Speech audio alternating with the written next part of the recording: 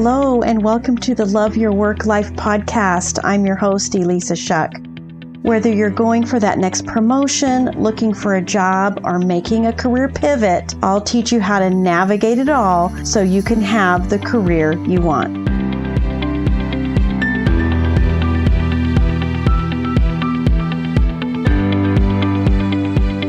Welcome to the Love Your Work Life podcast, episode 39. I love career growth and professional development. I've been pretty much addicted to self-help books and personal development books for as long as I can remember. And prior to that, the only thing I read was mystery novels. Oh, I used to love Agatha Christie books. And I had a whole collection of them. Everybody always knew what to get me for a gift. It was an Agatha Christie book. But once I got into business and once I started my career, I was obsessed with professional development and how to grow in my career. Ambition has always been kind of part of my DNA. And honestly, I think in some interesting, subtle way, it's part of everyone's DNA. And the reason I say that is because of physics and the laws of nature. We are in a world, in a universe that is ever expanding. It's recreating itself all the time. Seeds going into the ground and then coming out. Trees that lose their leaves and then rebloom in the spring. This is the way things work. And so you having those little inklings that there might be something more for you, or you want that promotion, or you want to switch to that new industry, and feeling that it has something to do with deep inside you. One of the authors I read calls it the deep waters of our soul. That might sound a little too deep, but you know that you've got these little things, these little thoughts floating by of something you might do or something you're interested in doing. And listen, we work. That's what we do. And so our career, no matter where you are in that career, you're going to encounter these opportunities for growth. And so today I'm going to teach you how to create that career growth in 7 steps. Number 1, I want you to listen to yourself. I want you to take the time to really listen to what that little voice is saying. And, it doesn't even have to be always the positive thing. Sometimes fear is telling you something. Sometimes there's a message behind that you need to pay attention to. It's about being a curious watcher of your brain, a curious listener about the things that are interesting to you, that you desire. Asking yourself the question of what's possible is such a good thing to do. But it's not just asking yourself the question, it's listening to the answer that you give yourself. The next step is to stop overthinking. When you start overthinking, the only thing that happens is you start to feel overwhelmed, you start to fear failure, and you quit. And listen, when you get into that mode, all you're doing is just failing ahead of time. That's the truth. So instead of overthinking, go back to the one thing that you can do to move forward. Don't allow yourself to fall into the trap of thinking, oh my gosh, if I do this, then this must result in, and next thing you know, you're on step 23 and it all feels like too much and you don't go for it. Constrain down. Go to the next thing that you need to do, not the everything that you need to do. Number 3, suspend judgment.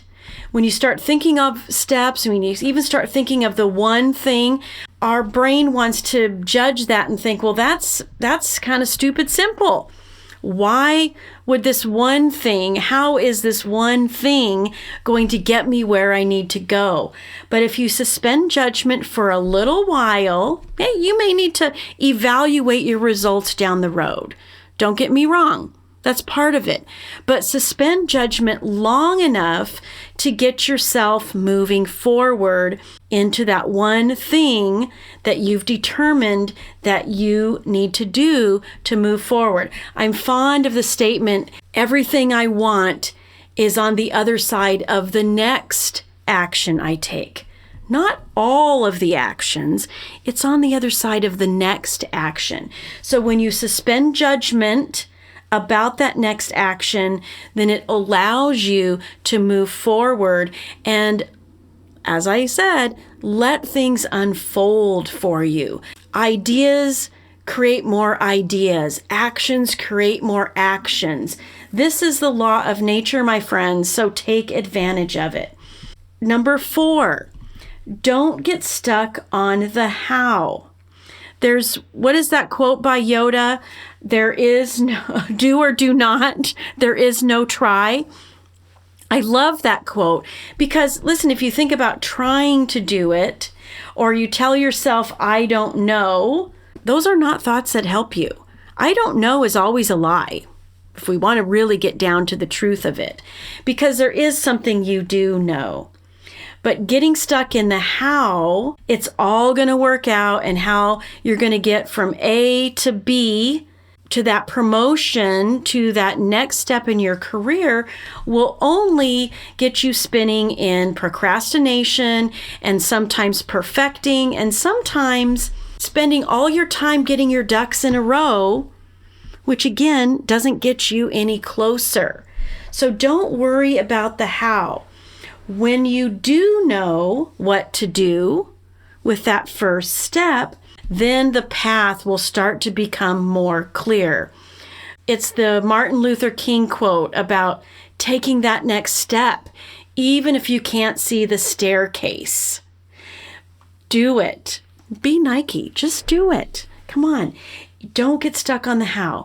You know what to do in this moment, and that will lead you to figuring out what to do in all of the moments beyond that. Number 5, risk, rejection, and resilience are all in there. It's all part of that career growth path. And you can even substitute failure for rejection here.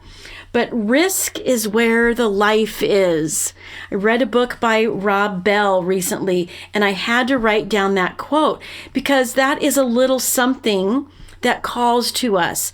That is part of that creative process. There's always going to be a little bit of risk. But once you realize that little buzz, that vibration that comes along with risk, the butterflies that come along with risk are just part of it, you can embrace it and you can realize that, look, this is what I'm going to do anyway. And my gosh, rejection, I have a whole podcast about rejection tolerance. So if you haven't listened to it, go back to that one because that's part of it too. Some of the famous rejections that I've read about, J.K. Rowling getting Harry Potter rejected about 12 times. Stephen King, his first book, was rejected 30 times. And more recently, I read about actor Mark Ruffalo getting rejected somewhere between 600 and 800 times at auditions. Yet look where he is.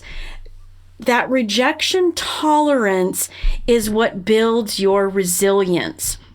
And you cannot move forward without realizing that failure, rejection, and risk are part of the recipe. And the good news is that you can learn from it. So don't avoid failure, embrace it. Don't avoid rejection. Realize that it is just part of the math that gets you from here to there, that creates the career growth that you're actually after. Number 6, throw yourself into it. Believe it's going to happen.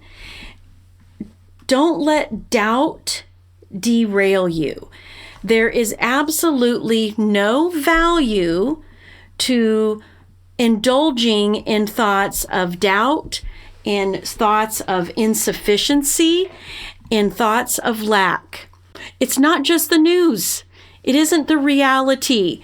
It's your thoughts. So please don't indulge in those thoughts. Instead, believe that it's possible.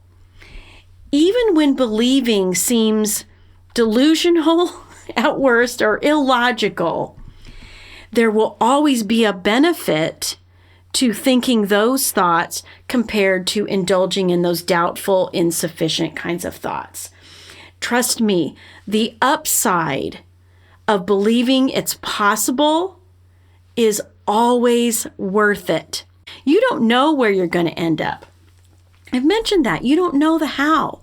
But the belief that it's possible for you, that because other people have done it, doesn't mean it's not possible. It's actually the opposite. It's evidence that it is possible for you.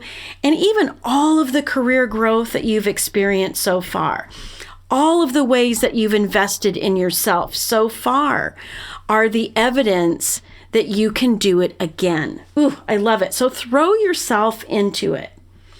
And last but not least, it will be hard sometimes. You will encounter walls that are tough to push through. You will encounter people that don't believe in you the same way you believe in yourself, that are all talk and no action, that don't see your value. Yes, those are hard things, but you can do hard things. You've done it before. Look back on your career. Realize that you've gotten through obstacles before, throughout your career and throughout your life. And that is just evidence. That is just proof that you can do hard things. And if you've done it in the past, you can do it again in the future. So create this career path for yourself. Realize that it's not selfish to want something more. It's actually natural to want something more. It's actually natural to want to participate in the growth and the creation that's going on all around you.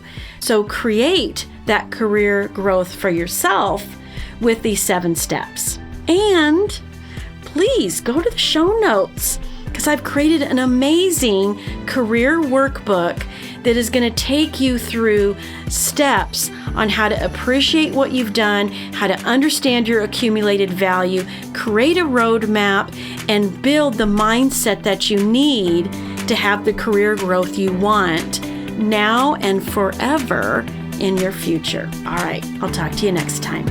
Hey, if you enjoy listening to this podcast, you have to come check out my Love Your Work Life programs on Teachable.